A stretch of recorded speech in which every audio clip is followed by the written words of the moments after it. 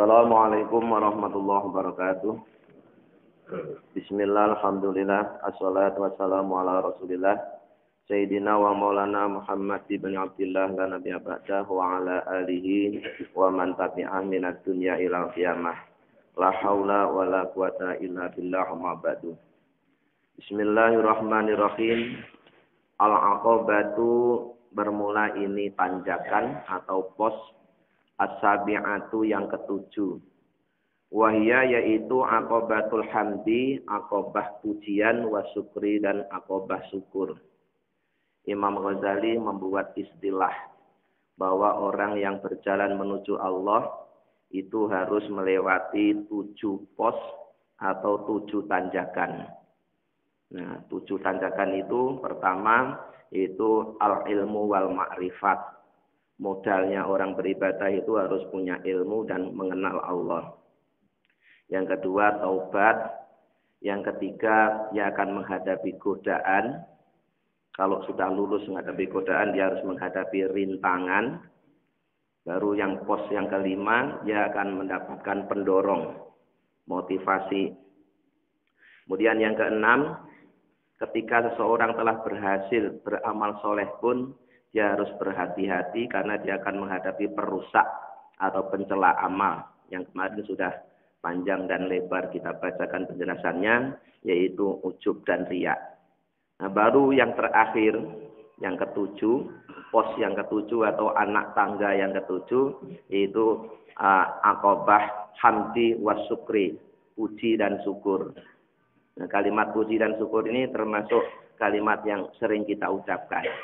Tapi kalau disuruh jelasin apa sih bedanya pujian dan syukur itu belum tentu bisa. Makanya nanti akan dijelaskan secara rinci apa perbedaan antara pujian dan syukur. Summa alaika, kemudian wajib bagi kalian wahai orang-orang yang ingin menuju Allah. Ba'da qat'i hadhil aqabati, setelah kalian berhasil melewati pos-pos yang 6. Wal dhufri, dan kalian telah memperoleh bil maksudi terhadap apa yang kalian tuju min hadhil ibadati, dari ibadah-ibadah ini, yaitu tujuannya tidak ada lain kecuali hanya satu, yaitu Allah. Asali mati yang selamat minal afati, dari berbagai macam rintangan, godaan dan perusak. Apa yang wajib bagi kalian? Bilhamdi, untuk memuji kepada Allah, ya, wasyukri dan bersyukur lillahi subhanahu wa ta'ala, kepada Allah subhanahu wa ta'ala. Jadi setelah seseorang berhasil melewati tanjakan-tanjakan mulai ke-1 sampai ke-6, maka dia harus melalui tanjakan yang ke-7, yaitu muji dan syukur kepada Allah subhanahu wa ta'ala. Ala hadihin nikmati, atas nikmat-nikmat ini, al-azimati yang agung, wal minnati dan anugerah-anugerah al-karimati yang mulia. Mengapa kita harus bersyukur? Mengapa kita harus memuji kepada Allah? Karena telah mendapatkan nikmat yang agung, karunia yang mulia, karena telah berhasil mendaki, melewati tanjakan yang 6 tadi itu. Wa inna ma yalzamuka, dan sungguhnya alasan mengapa kalian wajib zalika, untuk bersyukur dan memuji Allah, li amro ini karena 2 alasan. Ahaduhuma, salah satunya li dawamin nikmatil azimati, agar nikmat yang agung itu selalu ada pada kalian.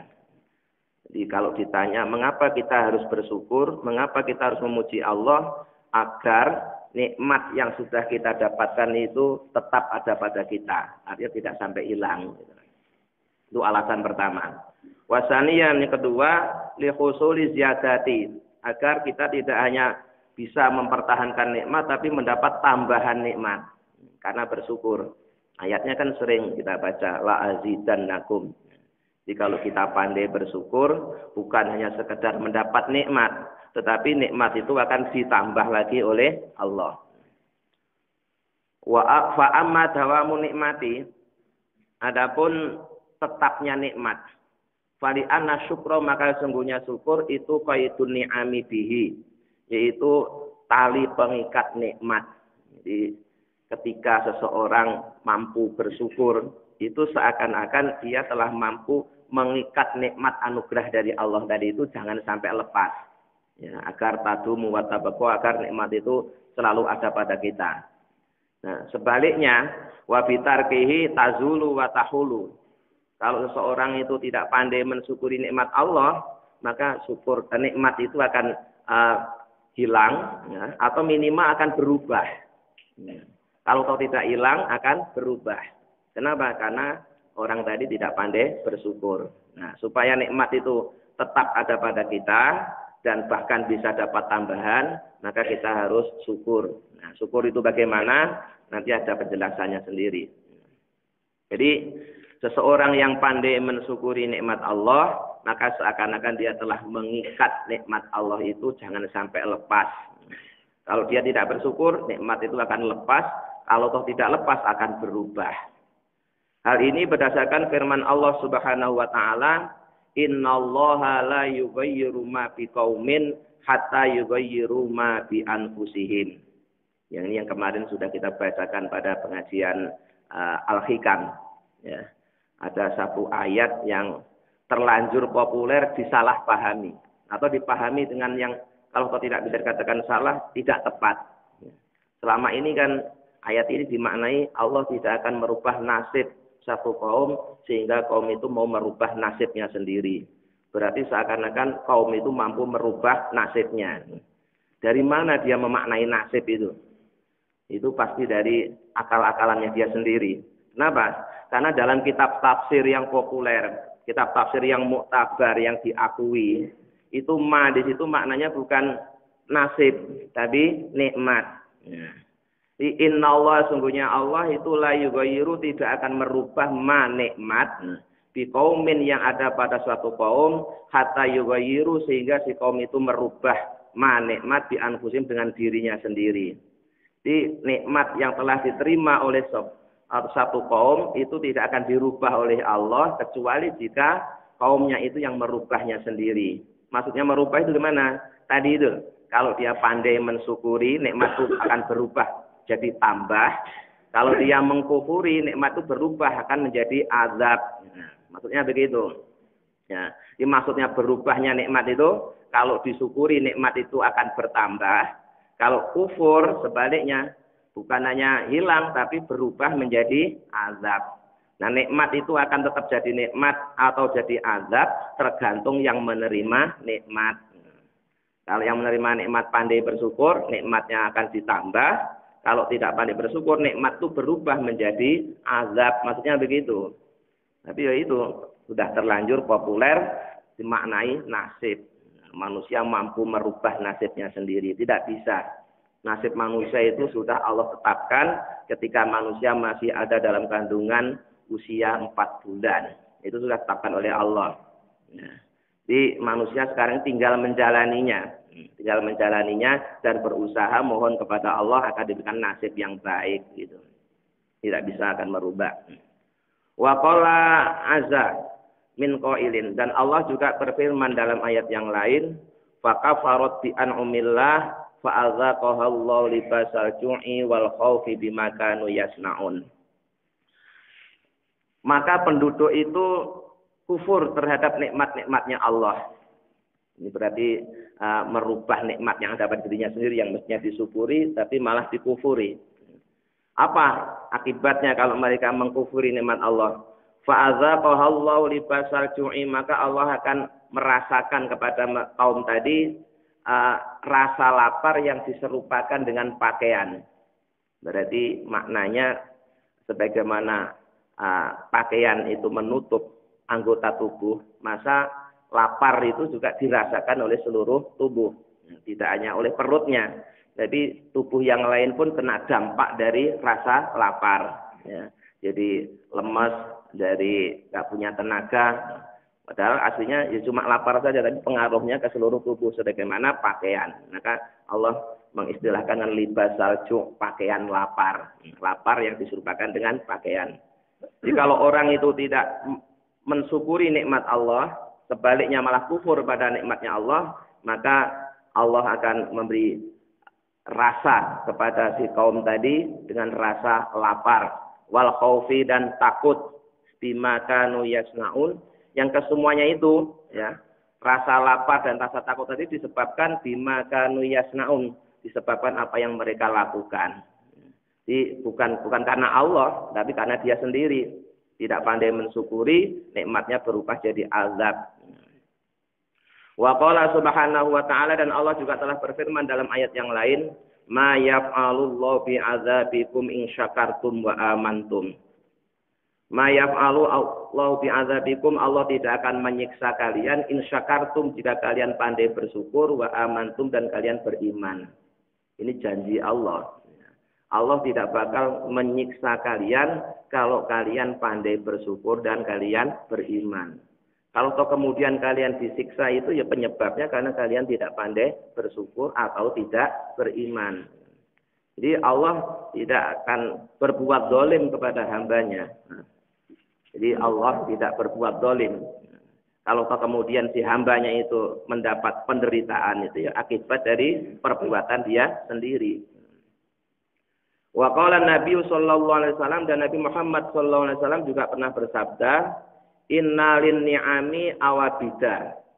Sesungguhnya bagi nikmat itu memiliki sifat gesit, lincah, dan licin. Jadi nikmat yang kita terima dari Allah itu bagaikan benda atau sesuatu yang licin, lincah, gesit. Ka'awabitil wahsi, sebagaimana gesitnya binatang liar. Jadi susah ditangkap. Kadang-kadang sudah ditangkap pun bisa terlepas lagi. Maksudnya begitu.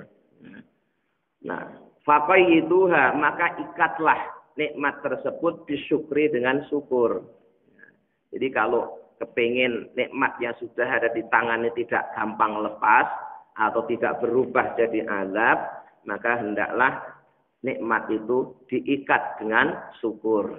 Itu sabda Rasulullah seperti itu. Jadi kalau nikmat itu hilang, ya akibat tidak dia ikat. Bagaimana cara ikatnya? Dengan mensyukurinya. Nah, itu alasan bahwa dengan bersyukur, maka nikmat itu akan terikat.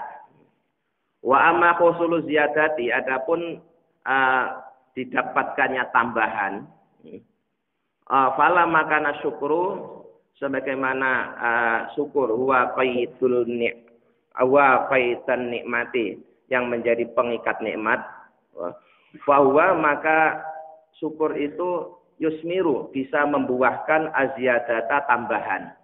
Jadi syukur di samping bisa mengikat nikmat yang sudah didapat, juga akan menjadikan nikmat itu bisa berbuah. Karena berbuah jadi bertambah. Wa qala Allah subhanahu wa ta'ala, dan Allah telah berfirman, la in syakartum la azidannakum. Ini ayat yang paling berulang-ulang kita baca. Dan sungguh demi zatku, kata Allah, jika kalian pandai mensyukuri nikmatku, la azidannakum, maka pasti nikmat itu akan aku tambah. Di kalimat ini diawali dengan sumpah pakai lam qasam. Jadi untuk menegaskan supaya manusia itu tidak ada keraguan-raguan sedikit pun. Sungguh demi kemuliaanku, kalau kalian pandai bersyukur pasti, kalimatnya begitu, pasti nikmat itu akan aku tambah. Kalau bersyukur tidak hanya didapatkan atau diikat, tapi selain diikat dan didapatkan juga dapat tambahan. Tapi ya sebaliknya. Wala in kafartum inna azabi lasyadid. Nah, sebaliknya kalau kalian kufur, bukan hanya lepas tapi berubah jadi azab. Walladzina tatau zadahum huda, dan juga di ayat yang lain yang menjelaskan tentang tambahan nikmat yang Allah berikan kepada orang bersyukur adalah Allah berfirman, walladzina tatau zadahum huda.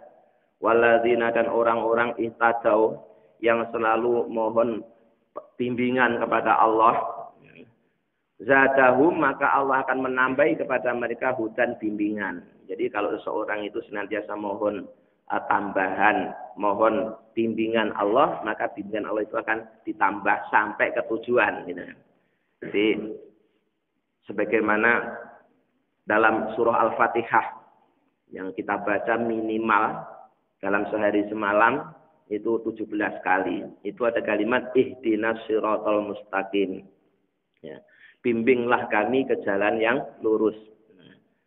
Bimbingan itu bukan hanya petunjuk. Ya.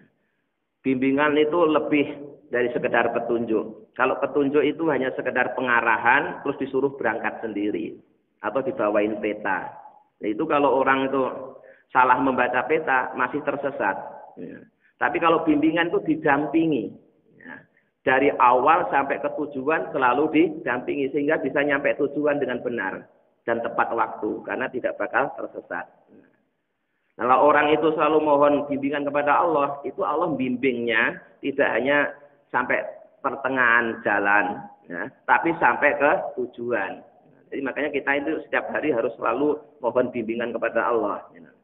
Kalau kita nggak mohon bimbingan kepada Allah, bisa jadi bimbingan itu hanya sampai tengah jalan saja, terusnya suruh jalan sendiri. Nah, itu bahaya, bisa tersesat juga. Walaupun ini sudah dekat ini sudah paling perjalanan 1 jam lagi udah nyampe. Tapi karena sudah tidak dibimbing, begitu menghadapi berbagai macam jalan persimpangan, dia bingung memilih jalan yang mana yang harus dilewati. Akhirnya yang setengah jam atau yang 1 jam itu menjadikan dia tersesat.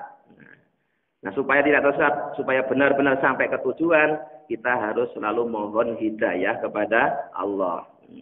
Walladzina ihtadaw zadahum huda. Jadi kalau kita selalu mohon hidayah kepada Allah, maka bimbingan kita itu akan terus ditambah oleh Allah sampai kita ke tujuan, sampai ke Allahnya. Walladzina jahadu fina lanahdiyannahum subulana. Walladzina dan orang-orang jahadu yang sungguh-sungguh fina berjalan menuju kami Allah. Lanahdiyannahum maka pasti kami akan memberikan bimbingan kepada mereka subulana, menunjukkan kepada mereka subulana jalan-jalan kami. Ini tidak hanya satu jalan, tapi beberapa jalan. Jadi menuju Allah itu ada istilah sabil, ada istilah sirot. Itu maknanya beda. Kalau diterjemahkan dalam bahasa Indonesia ya semuanya maknanya jalan. Tapi beda. Kalau sirot itu jalan yang lurus dan luas. Ya, jalan tol. Kalau subul itu jalan-jalan kecil, gang-gang kecil. Makanya di dalam Islam itu orang boleh beda dalam jalan-jalan yang kecil, asalkan jalan besarnya sama. Gitu. Silahkan kamu mau lewat gang yang mana saja, yang penting nanti kita ketemunya di tol, gitu maksudnya. Ya, makanya ikhtilafu ummati rahmatun. Perbedaan di kalangan umatku, yang dimaksud umatku di dalam para ulama itu justru menjadi rahmat. Karena itu ibaratnya perbedaan di dalam jalan-jalan kecil. Perbedaan dalam gang-gang kecil. Tapi sirotnya sama. Ya. Nanti kalau sudah sampai di tol, semuanya sama. Silahkan kamu lewat jalan kecil, jalan gang yang mana saja. Yang penting nanti kita janjian ketemu di tol. Maksudnya begitu. Ya. Jadi kalau orang itu sungguh-sungguh ingin ketemu Allah, ingin menuju Allah, Allah akan berikan jalan-jalan kecil yang semuanya itu akan nyampe ke Allah. Dan Fasayyidul Hakimu, Imam Ghazali membuat perumpamaan. Seorang juragan yang bijaksana, idza ra'al 'abda, ketika dia melihat seorang budak atau karyawannya, qad qama bi haqqi nikmatin, sungguh benar-benar dia telah memenuhi hak-haknya nikmat, bisa melaksanakan tugas dengan tepat. Yamunnu alaihi bi ukhra, maka si juragan tadi itu akan memberikan pekerjaan lain yang lebih bagus. Jadi kemarin dikasih tanggung jawab sukses, tahun berikutnya dikasih lagi yang lebih tinggi lagi. Ya, jabatannya naik lagi. Kenapa? Karena kemarin sukses. Tapi kalau kemarin aja nggak sukses, nggak mungkin itu dinaikin jabatannya, malah bisa jadi diturunin. Ya, begitu. Jadi kalau kita pandai mensyukuri nikmat Allah, nikmat itu kan ditambah. Tapi kalau tidak pandai mensyukuri, tidak bakalan ditambah. Dipertahankan itu aja sudah lumayan. Ya. Misalnya ada orang dalam 1 bulan dikasih penghasilan 10 juta. Dia rajin ibadah, bisa memenuhi hak-hak Allah. Karena dia sukses dikasih 10 juta, akhirnya tahun berikutnya oleh Allah dikasih 20 juta. Ternyata sukses juga, dinaikkan lagi sampai 50 juta, 100 juta, begitu seterusnya. Karena dia memenuhi hak-haknya nikmat. Tapi ketika dikasih 10 juta rajin ibadah. Begitu mau dinaikin, ya malah ibadahnya sering tertinggal. Jadi tidak disiplin lagi. Ya nggak jadi dinaikin. Ya, malah diturunin lagi. Itu perumpamaan yang dibuat oleh Imam Ghazali. Jadi ketika seorang juragan melihat karyawannya bisa melaksanakan tugas dengan baik, maka dia akan diberi tugas yang lebih tinggi nilainya. Tapi kalau tidak bisa, ya akan diturunkan. Wa yarau ahlan laha, dan si juragan tadi akan menilai bahwa si pembantunya atau karyawannya memang orang yang ahli di bidangnya. Wa illa, tapi kalau tidak, fayaqta'u dzalika anhu, maka nikmat itu akan diputus darinya. Ini baru dikasih sekian aja udah nggak kuat membawa, maka tidak bakalan ditambah. Kadang-kadang orangnya itu yang nggak tahu diri, dikasih 10 juta tidak bisa mempertahankan hak-haknya, malah minta tambah lagi. Ya ini akibat keserakahan. Ya, keserakahan, dikasih sedikit aja nggak bisa bawa, malah minta ditambah lagi, ya tambah nggak kuat lagi. Nah, summan na'imu, summan ni'amu, kemudian nikmat-nikmat itu kismani, ada dua bagian. Secara global nikmat itu dibagi menjadi dua bagian. Dunyawiyatun, yaitu nikmat yang bersifat duniawi, wadiniyatun, dan nikmat yang bersifat agama atau yang nanti dampaknya ke akhirat. Faduniyatu dorbani. Nah, nikmat dunia itu pun juga ada dua macam lagi. Jadi secara garis besar nikmat itu dibagi jadi dua, ada nikmat dunia dan nikmat akhirat. Terus nikmat dunia itu dibagi lagi menjadi dua.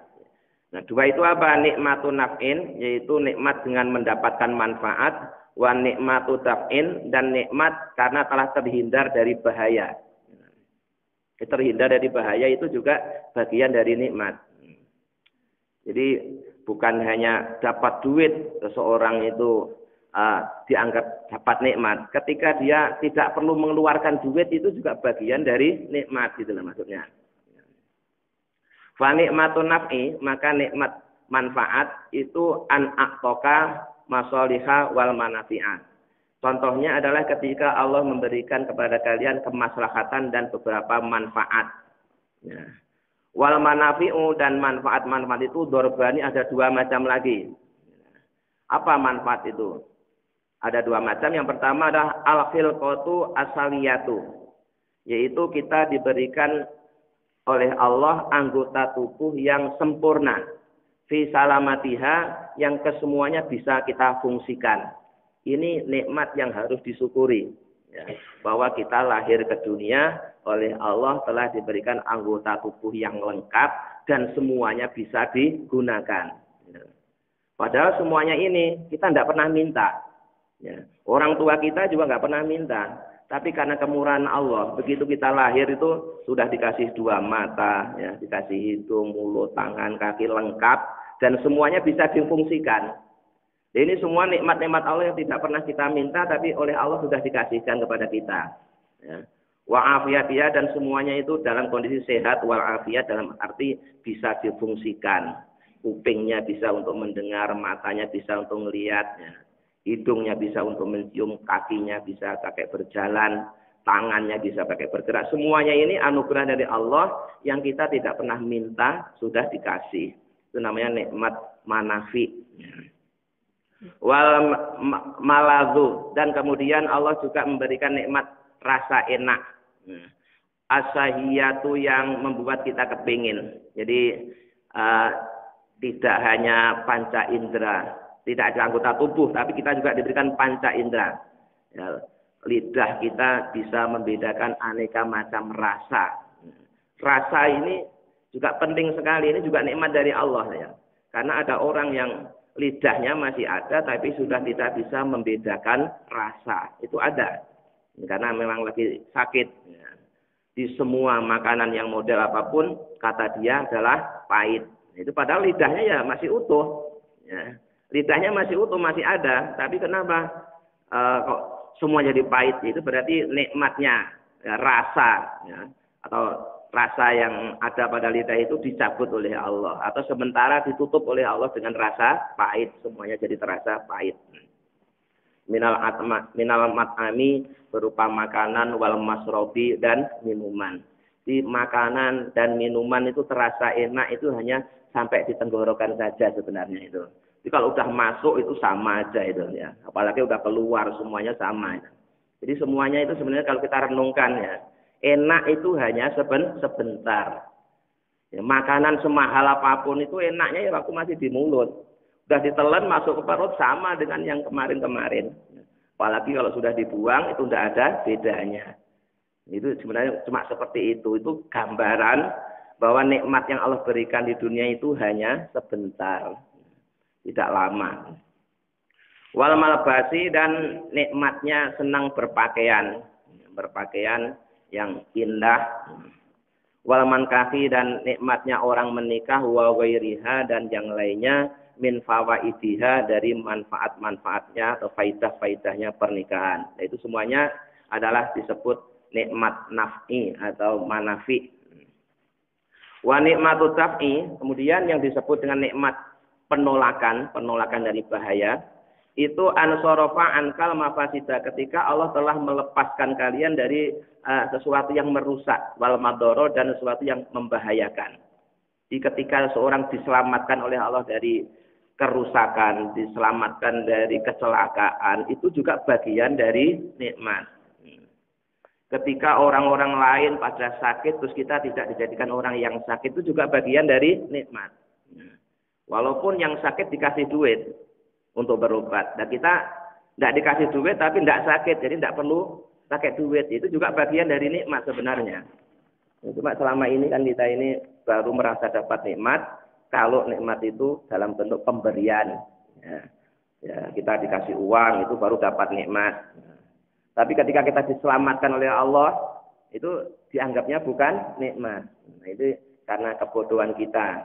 Akhirnya kita tidak pandai mensyukuri nikmat Allah. Jadi nikmat Allah itu sangat banyak. Wa in ta'uddu nikmatallahi la tuhsuha. Kalau kalian berupaya menghitung-hitung nikmat Allah, kalian nggak bakalan bisa karena saking banyaknya. Jangankan yang kita minta, yang tidak pernah kita minta saja oleh Allah dikasih. Dan itu ternyata nilainya mahal sekali. Coba ya, hidung kita selama ini tidak pernah kita syukuri. Kalau suatu saat oleh Allah ditutup 2 jam saja, terus harus kita operasi supaya bisa bernafas lewat hidung lagi. Itu berapa juta yang harus kita keluarkan. Padahal hanya sekedar agar bisa bernafas lewat hidung. Mata kita yang setiap saat bisa berkedip, ya, suatu saat oleh Allah dibikin tidak bisa berkedip. Terus kita harus operasi ya, agar mata kita bisa berkedip lagi. Itu berapa juta harus kita keluarkan agar sekedar bisa berkedip. Jadi sekali lagi ya, ketika seorang dilepaskan dari bahaya, dibebaskan dari sesuatu yang merusak, itu juga bagian dari nikmat. Ya, nikmat itu bukan hanya ketika dapat saja, bebas dari bahaya itu juga bagian dari nikmat. Dan wahiyal dorbani. Nah, nikmat terlepas dari bahaya ini pun juga dibagi lagi jadi 2 lagi. Bingung ini, banyaknya. Ahaduhuma, salah satunya finafsi ada pada diri kita sendiri, bi an salamaka min zamanitiha. Itu ketika Allah memberikan kita organ tubuh yang selamat. Jadi semuanya bisa difungsikan, tidak ada yang setruk. Jari-jarinya bisa dibuka, bisa ditutup. Ya. Kemudian matanya bisa dipakai merem dan bisa pakai melek, bisa berkedip. Ini semuanya juga nikmat dari Allah yang harus disyukuri. Coba kalau merem terus nggak bisa ngelihat, melek terus, wah bahaya. Nah, maka kadang Allah bikin merem, kadang bikin melek. Lutut kita itu tidak pernah kita kasih oli, juga tiap hari bisa dipakai, ditekuk, bisa diluruskan. Itu semuanya nikmat Allah yang harus disyukuri. Tapi selama ini sering kita lupakan. Wasairi afatiha, dan telah Allah selamatkan dari berbagai macam bahaya atau penyakit. Coba kalau suatu saat lutut kita itu tidak bisa ditekuk sekali aja, itu sudah berat sekali, sakit sekali, merepotkan sekali. Wa ilaliha, atau penyakit-penyakitnya. Jadi misalkan stroke. Nah, Bila tangannya nggak bisa digerakkan atau kakinya nggak bisa digerakkan, itu sudah kalau harus diobati pakai biaya yang sangat mahal. Maka ketika kita masih diberikan kesehatan oleh Allah, anggota tubuh kita masih normal, bisa difungsikan semua, harus disyukuri. Bagaimana cara mensyukuri? Pakai kakinya berjalan menuju masjid, ya, dipakai berjalan ke kebaikan, tangannya dipakai berbuat kebaikan, matanya, hidungnya, telinganya, mulutnya, termasuk suaranya. Suara ini juga nikmat dari Allah, harus disyukuri. Jangan hanya dipakai untuk melakukan perbuatan-perbuatan yang menimbulkan dosa saja. Makanya termasuk zikir, ya, membaca Al-Quran itu juga termasuk mensyukuri suara kita. Kalau nggak ada suaranya nggak bisa baca. Juga bagian dari cara mensyukuri nikmat Allah yang nanti di belakang akan dijelaskan tentang rinci tentang bagaimana kita harus bersyukur kepada Allah. Jadi sekali lagi ya sekalian, nikmat Allah itu tidak terbatas, nikmat Allah itu sangat banyak, maka kita harus pandai-pandai mensyukurinya agar nikmat itu ada atau selalu ada pada kita, bahkan bisa bertambah. Sebaliknya, kalau kita tidak pandai mensyukurinya, bukan hanya lepas, tapi bisa berubah jadi azab. Na'udzubillah min dzalik. Mudah-mudahan dengan bimbingan Allah kita bisa mengamalkannya. Amin ya rabbal alamin. Allahumma shalli ala sayyidina Muhammad wa sallim Muhammad alhamdulillahirabbil alamin. Allahumma inna nas'aluka imanan daima yaqinan shadiqan wa qalban khashi'an lisanan dzakiran wa rizqan halalan wa ilman nafi'an sholihan. Allahumma ij'alna wa auladana wa dzurriyyatina wa talamidana min ahlil ilmi wa ahlil khair alil ibadah wa la taj'alna iyyahum min ahlil jahli wal ma'siyah. Rabbana atina fid dunya hasanah wa fil akhirati hasanah wa qina adzabannar. Subhana rabbika rabbil izzati amma yasifun wa salamun alal mursalin walhamdulillahi rabbil alamin. Assalamualaikum warahmatullahi wabarakatuh.